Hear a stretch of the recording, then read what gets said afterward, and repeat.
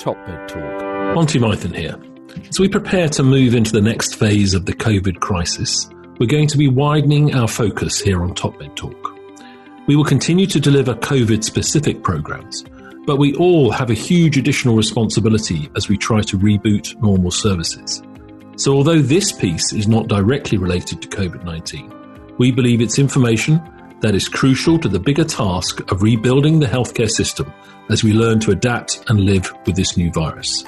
Thank you to our sponsors and to you, our listeners, for helping us to share this important information.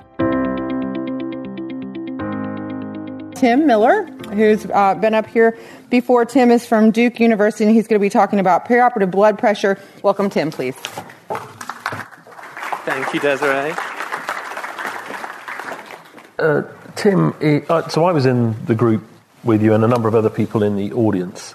I just want to touch on a second on that post-operative bit, which I think is probably all recognise where a lot of the potential harm is happening. We'll come back to the in the operating room bit in a moment where there is a strong signal, but the signal is much stronger in the post-operative period. And as you quite rightly say, it's embarrassing, A, how little literature there is, and B, when there is literature, how little monitoring our patients are getting, including in the USA, which, I hate to draw these comparisons again. You're spending a huge amount of money on healthcare. Duke's a very shiny place. Surely you could be monitoring people on a more regular basis. I agree. It's interesting. I think the perception is that we have a lot of money. We have a lot of money in healthcare in the States. We do. But the perception is that everyone will go to a high-level care environment and that we have vast ICUs. We have 150 ICU patients in our hospital, but a 75-year-old will get a Whipple procedure and go to the floor, the ward, post-operatively. So we still send patients who have high-risk surgery to the post-operative wards with sometimes very infrequent monitoring. So it's not as if all patients go to intensive care at all. And I think I had the perception before I moved there, which is 12 years ago now, that would be the case, but it's not. So I saw some data presented recently, and Guy Ludbrook and Bernard Riedel gave me permission to share it, that was gathered in Australia. And some of you in the room may have been part of this pilot study, where, as I understand it, and I'll use the example that I was shown from the Peter Mac in Melbourne, which is a cancer hospital. They reported the number of METS calls, and if I'm remembering this incorrectly, I do have the slides. Please, if you know about this better in the room, correct me. They looked at the number of METS calls for a longitudinal few hundred patients at the Peter Mac Cancer Hospital, adult patients having major surgery in Melbourne and Australia. And when they're waiting for the METS calls from the floor, there was about 5% of patients triggered a METS call, so about 1 in 20. They then did a longitudinal series, and I think they did it in 2 centres, but we're going to talk about the Peter Mac one, where they kept all those patients, all of them longitudinally, in recovery overnight and continuously monitored their blood pressure. And 1 in 3 to 1 in 4 people actually triggered a METS call. And on triggering that METS call, the commonest intervention was the administration of a bit of fluid, but more commonly a vasoactive agent, which you're not getting on the floor. And the results they presented were a great improvement in outcomes, and the savings overwhelmed the cost of that intervention. I think that's a really, really interesting. There's lots more work to be done in that, but I think that's a really, really interesting area, because our personal experience at UCLH is by really increasing the amount of outreach onto the floor, we haven't had as big a return on that investment as we'd anticipated. And that may be just because of the frequency of monitoring means we're still missing the point. I agree. I think Dan Sessler's done similar work at the Cleveland Clinic, not looking at outcomes per se, but looking at continuous blood pressure, using the clear signs and then blinding everyone to what those measurements are, just to see how often we're missing hypotension. And we get back to the debate we were having with Denny the other day about, I forget the levels of care here, the level 1B? Yes. I think there's a huge unmet need for that care, including at our institution. I mean, we have some patients that stay in the POQI overnight, but just be able to have continuous blood pressure, little bit of background vasopressor as needed. It's very interesting. I think that's the first data we've ever seeing something that improves outcomes, which again is amazing, really, because I think intuitively we all think it probably does. It's pilot data, and I think there's an intention to do a much bigger evaluation of this. Intuitively, we would think that's a good thing to do. The pushback is it's an expensive thing to do. The reality may be it's a cost-effective thing to do, and that's what I think we need to work out fairly quickly. That's certainly the way I'd like to be looked after. I wouldn't like to be abandoned to the floor. I'd like to be monitored more continuously, and if I need a little bit of vasoactive agent rather than another few litres of fluid, I think that would be a nice thing to have. May I take back, Desiree, before we open up to some Slido questions, to one other point.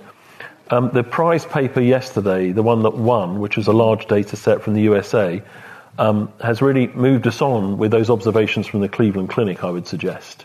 So one of the discussion points was a lot of the debates about thresholds for blood pressure in association with harm. A lot of it comes from the Cleveland Clinic data set that you referred to. Fantastic work. No reason to doubt that it doesn't apply to a much broader audience. But I think, led by Andy Shaw, a much bigger analysis is being done by hundreds of hospitals in North America now. And although there's a suggestion that the threshold of 75 is also in play, it seemed to be that it reinforced that there was harm associated with intraoperative hypotension. And you can read the abstract. That was the prize-winning abstract presented in the TRIPOM here yesterday.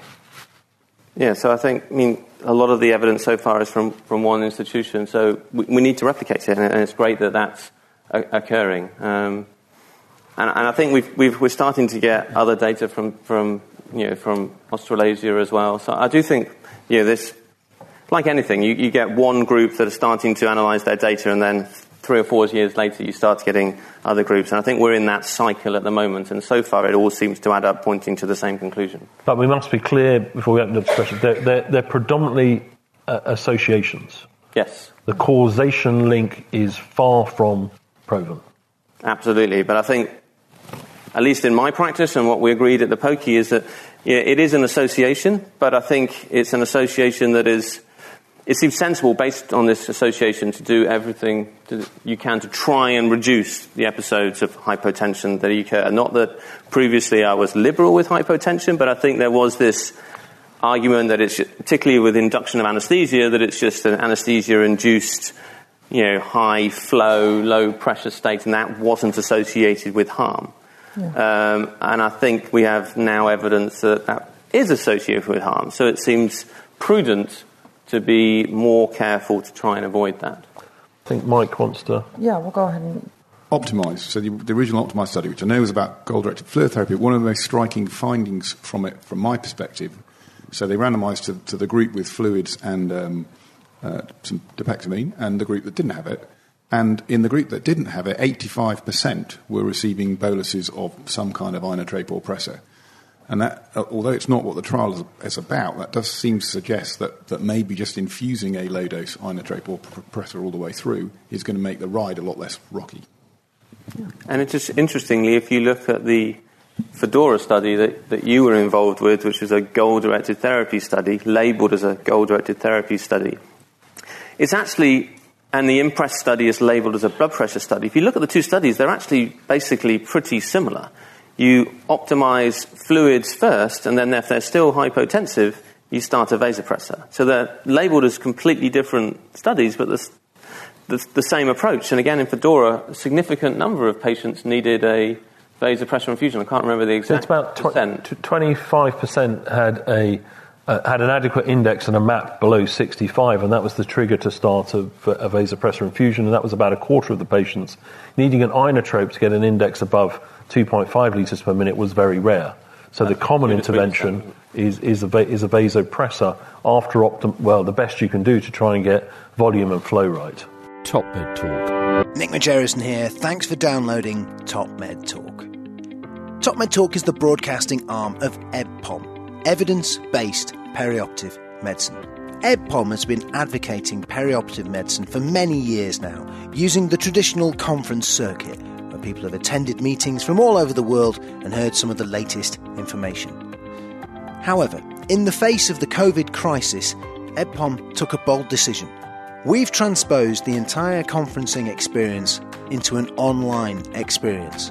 Carbon-friendly conferencing. The latest information, the latest talks, the hottest experts, the most incisive analysis, and even the socialising. We've got it all covered as EBPOM goes virtual. Hot on the heels of the huge success of EBPOM 2020 live from London, we're now headed towards EBPOM Chicago.